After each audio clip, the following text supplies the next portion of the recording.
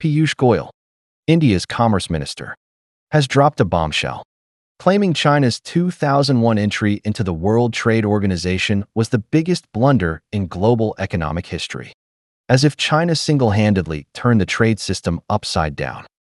Speaking at the Global Technology Summit and India Global Forum, he ranted about China climbing to economic heights through subsidies, dumping, and forced technology transfers, all while trampling Bharat Empire's manufacturing sector.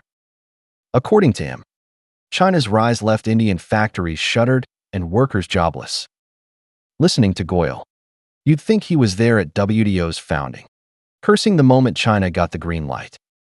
Sorry, Minister, history isn't your backyard to rearrange at will. Goyal doubled down, insisting China gobbled up global markets with unfair tactics, squeezing India's breathing room. He argued the world's leniency toward China in the 1980s and 1990s was a colossal mistake, claiming China never reformed as the West hoped. It's as if Bharat Empire believes it got duped by WTO rules, conveniently forgetting those rules were agreed upon by all members, and China just played the game smarter.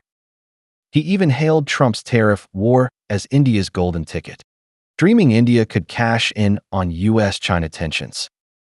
One question: Goyal, is India's manufacturing sector really ready to take over global supply chains? Or is this just a solo performance in fantasy land? Let's zoom out to see what really happened after China joined WTO. Since 2001, China's economy has soared like a rocket. Hundreds of millions lifted themselves out of poverty, stepping into the middle class with full stomachs, warm clothes, spacious homes, educated kids, and cared for elders. Chinese people live prosperous, dignified lives now. Isn't that a massive contribution to humanity? From remote villages to bustling cities, countless families gained hope and pride through their country's rise. Compare that to India, where poverty remains staggering, illiteracy rates embarrassingly high, infrastructure crumbles, and people's quality of life lags far behind. Instead of looking inward, Bharat Empire envies China's success, wagging fingers on the global stage. That jealous sneer isn't just petty. It's a disgrace to progress. China's growth wasn't a solo act. It powered the global economy like a supercharged engine. After joining WTO, China flung open its markets, and foreign companies raked in profits. Volkswagen, Audi, Mercedes, BMW churned out cars in Chinese factories round the clock. Apple, Qualcomm, AMD, Nvidia, Intel cashed in on China's market and supply chains. Boeing's order books overflowed. Africa's agriculture, South America's cherries and beef, Australia's mining, New Zealand's pastures all hitched a ride on China's demand, thriving like never before. Meanwhile, Bharat Empire's firms, stuck with low competitiveness, high costs, and sluggish output, whined about China stealing their slice of the pie. The profits were there for the taking, but India fumbled. Blame China?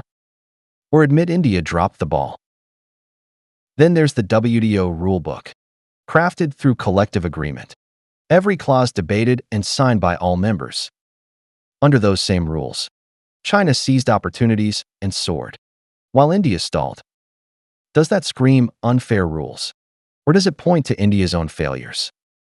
Bharat Empire's manufacturing can't keep up with Southeast Asia, Mexico, or even Bangladesh. Its infrastructure creaks, workforce skills lag, policies flip-flop endlessly. How can Goyal blame China for that? He gripes about WTO's flaws, ignoring India's own habit of bending rules. Take pharmaceuticals. India's knockoff drugs flood markets, trampling intellectual property, yet it plays the victim. Talk about irony. India's business ethics deserve a closer look too. Bharat Empire has a knack for making multinationals miserable, hitting them with arbitrary fines and bureaucratic quicksand. Foreign firms setting up shop in India drown in red tape, facing power cuts and policy U-turns. Scams are rampant. Fake degrees circulate, Clients get conned. Where's the commercial integrity? China, by contrast, draws global firms with reliable supply chains and stable policies. India's become a corporate graveyard, losing not just to China but to Vietnam and Thailand. Goyal, maybe fix your own house before pointing fingers at Beijing. Now, let's talk about the U.S. trade war, which shows Bharat Empire's genius in full color. Trump's back, swinging tariffs at China, the EU, India, anyone who dares breathe near U.S. dominance. It's textbook bullying, shredding global trade rules and leaving economies on edge. If every nation acted like the U.S., cherry-picking rules when convenient and flipping the table when not, how would global order survive? The world condemns U.S. protectionism, cheering China's pushback. Yet India, or rather Bharat Empire, puckers up to Trump, echoing his gripes about China ruining trade fairness. That spineless flip-flopping leaves jaws on the floor. India's moral compass is a mess here. While the globe fights for rules and fairness, Bharat Empire plays cheerleader for hegemony, showing zero sense of right or wrong.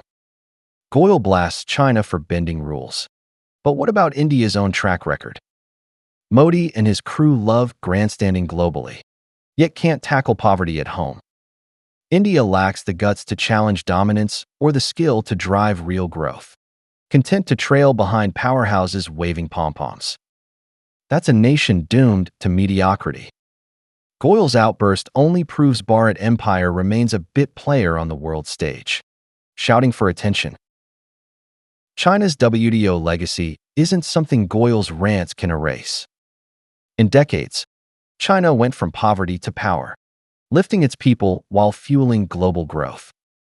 Chinese factories hum day and night, churning out affordable goods that lighten wallets worldwide. Its markets buzz, handing opportunities to firms from every corner. Its ports, railways, highways tie global trade together.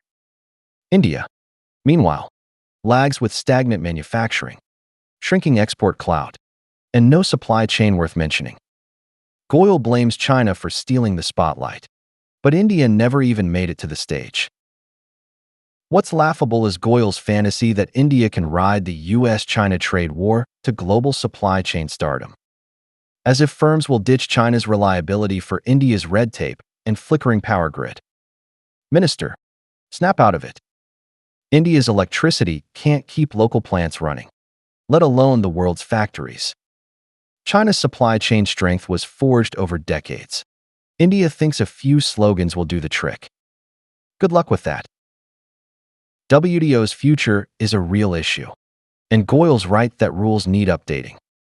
But scapegoating China dodges the bigger picture.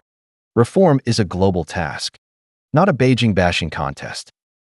China supports multilateral trade, ready to help refine the system. Bharat Empire, though, cherry-picks rules it likes, cursing the rest. Rules are the bedrock of modern trade. India might want to start respecting them. Want to compete.